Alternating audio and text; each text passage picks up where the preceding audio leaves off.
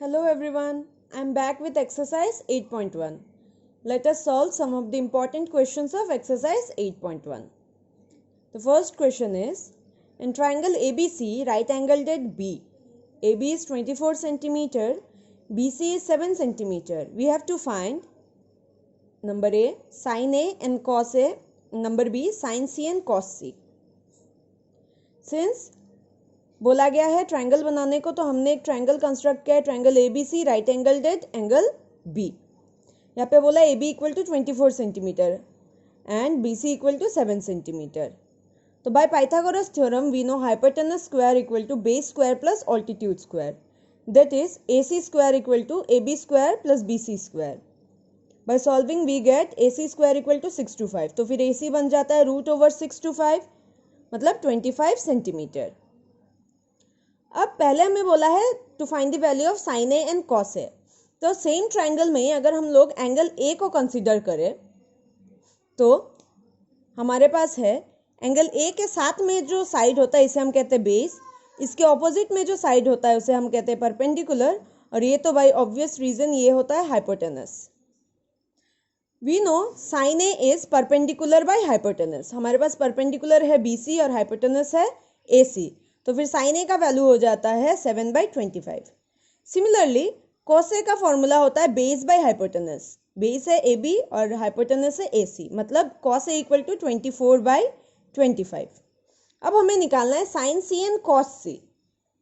Same triangle में अगर हम लोग C इस एंगल के रेस्पेक्ट में कंसीडर करें तो इसके साथ में जो साइड होता है इसे हम कहते हैं बेस, इसके ऑपोजिट में जो साइड होता है उसे हम कहते हैं परपेंडिकुलर, और ये वाला होता है हाइपोटेनस. जो स्लैंट होता है वो हमेशा हाइपोटेनस रहता है.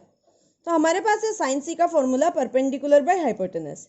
यहाँ पे परपेंडिकुलर है AB और हाइपोटेनस AC, तो फिर बन जाता है sine C equal to AB by AC, that is 24/25.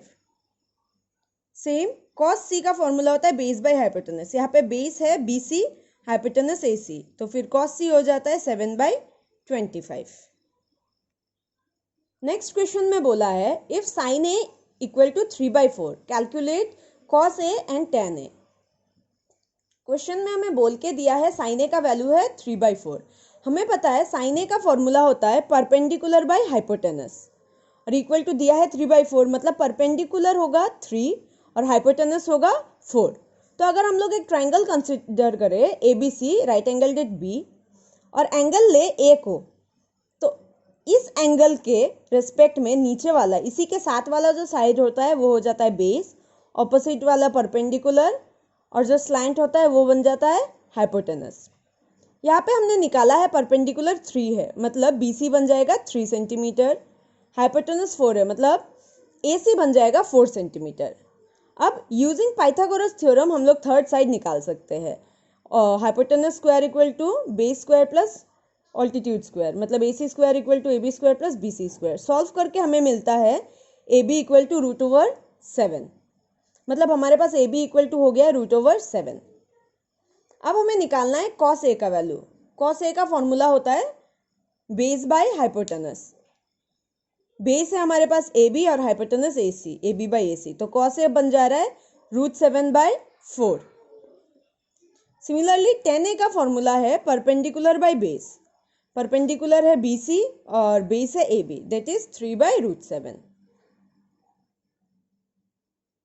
Next question में बोला है if cot theta equal to 7/8 evaluate. मतलब हमारे पास दिया हुआ है cot थीटा का वैल्यू, हमें इसका और इसका वैल्यू निकालना है. हमें पता है cot थीटा इक्वल टू होता है base by perpendicular. Equal to 7/8 question में दिया है, मतलब बेस बन जाएगा 7 सेंटीमीटर और परपेंडिकुलर बन जाएगा 8 सेंटीमीटर. तो हम लोगों ने एक ट्रायंगल कंसिडर किया ABC right angled eight C और एक एंगल लिया जिसका नाम दिया है थीटा. सिंस यहाँ पे ABC कुछ नहीं लिखा है, थीटा लिखा है, तो हमने एक एंगल कंसिडर किया थीटा उसी ट्रायंगल का.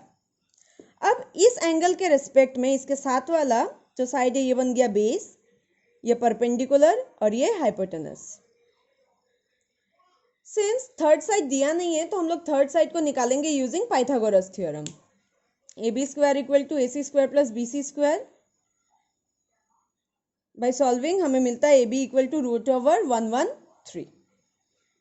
तो हमारे पास यहाँ पे फर्स्ट वाले पॉइंट में बोला है sine theta and cos theta का रिलेशन। तो साइन थीटा होता है perpendicular by hypotenuse, perpendicular AC by hypotenuse AB। Solve करके हमें मिल रहा है 8/√113। AB का वैल्यू 113 रूट ओवर।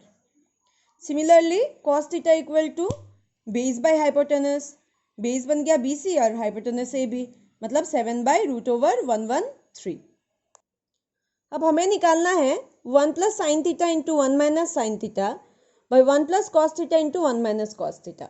हमारे पास एक फॉर्मूला है a plus b into a minus b equal to a square minus b square, जो हमने आगे ही पढ़ा है। तो सिमिलरली यहाँ पे 1 plus sine theta 1 minus sine theta change हो जाता है 1 square minus sine square theta में, और 1 plus cos theta 1 minus cos theta change हो जाता है 1 माइनस कॉस स्क्वायर थीटा में।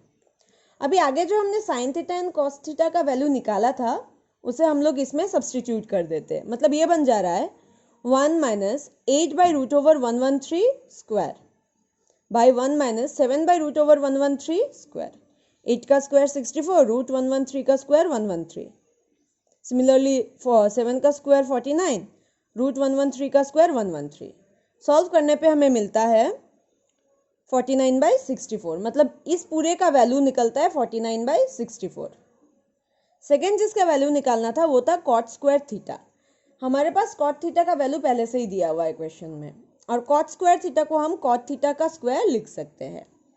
सिंस क्वेश्चन में दिया है कॉट थीटा इक्वल टू 7/8, तो कॉट स्क्वायर थीटा बन जाता है 7/8 होल स्क्वायर, मतलब 49/64, which is the required answer. The next question is in triangle ABC right angled eight B, if tan A equal to 1/√3 find the values of this and this। अभी हमें question में बोला गया है कि ABC एक right angle triangle है, right angle at B, tan theta का वैल्यू दिया है, सॉरी tan A का वैल्यू दिया है। अभी हमें पता है कि tan A equal to perpendicular by base होता है। अभी इस ट्राइंगल में हमें A बोला है, A के रेस्पेक्ट में उसके नीचे साथ वाला जो साइड है वो बेस बन गया, ऑपोजिट वाला परपेंडिकुलर और स्लैंट वाला हाइपोटेनस। तो परपेंडिकुलर बाय बेस, परपेंडिकुलर है BC by base AB। Question में बोला है इक्वल टू 1/3, मतलब BC बन जाएगा 1 और AB बन जाएगा √3, जो हम लोगों ने यहाँ पे लिख लिया है। अब थर्ड साइड का वैल्यू निकालने के लिए हम पाइथागोरस थ्योरम यूज करते हैं, that is hypotenuse square equal to base square plus altitude square. Solve करने पे हमें AC का वैल्यू मिलता है 2। अब क्वेश्चन में हमें साइन ए कॉस ए और साइन सी कॉस सी का वैल्यू निकालना है। तो पहले साइन ए कॉस ए निकालने के लिए हमने सेम ट्राइंगल कंसीडर किया जिसमें हमारे पास एंगल है A, तो इसके नीचे वाला मतलब इसके साथ वाला साइड बन जाता है बेस, ऑपोजिट वाला परपेंडिकुलर और ये हाइपोटेनस।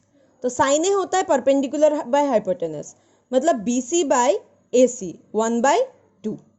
कॉस ए होता है बेस बाय हाइपोटेनस, बेस हो गया AB और हाइपोटेनस AC, तो बन जा रहा है √3/2। अभी साइन सी कॉस सी, हम सेम इसी एंगल को कंसिडर करके साइन सी कॉस सी का वैल्यू नहीं ले सकते, उसके लिए हमें दूसरा एंगल कंसिडर करना होगा C। तो मैंने सेम ट्राइंगल बनाया है बट इसमें एंगल चेंज कर लिया, इसमें एंगल ले लिया है C। अभी अगर इसे एंगल लिया है तो हमें पता है कि एंगल के साथ में जो साइड होता है उसे हम कहते हैं बेस, तो ये बन गया हमारा बेस, और इसके ऑपोजिट में जो साइड है वो बन गया हमारा परपेंडिकुलर, और ये हो जाता है हमारा हाइपोटेनस। तो साइन सी होता है परपेंडिकुलर बाय हाइपोटेनस, परपेंडिकुलर है यहाँ पे AB और हाइपोटेनस AC, मतलब AB by AC √3/2। Similarly cos C होता है बेस बाय हाइपोटेनस, बेस यहाँ पे हमारा BC और हाइपोटेनस AC, मतलब BC बाय AC 1/2। हमें बोला है sine A into cos C plus cos A into sine C, तो साइन ए का वैल्यू हो गया हाफ, कॉस सी का वैल्यू हो गया half, half into half, plus cos A का वैल्यू है √3/2 और साइन सी का वैल्यू है √3/2। पुट किया हमने values, half into half 1/4 plus √3/2 into √3/2 बन जाता है 3/4। बाय सॉल्विंग हमें इसका वैल्यू मिलता है 1। सिमिलरली सेकेंड वाले में बोला है cos A cos C minus sign A sign सी। अभी कॉस ए का वैल्यू है √3/2 और कॉस सी का वैल्यू है हाफ, तो √3/2 इंटू हाफ, माइनस साइन ए का वैल्यू है हाफ और साइन सी का वैल्यू है √3/2, तो हाफ इंटू √3/2। सॉल्व किया तो बनता है √3/4 माइनस √3/4 मतलब 0। इसी के साथ एक्सरसाइज 8.1 खत्म होता है। आई होप ये वीडियो आप लोगों के लिए यूजफुल साबित हो। Thank you.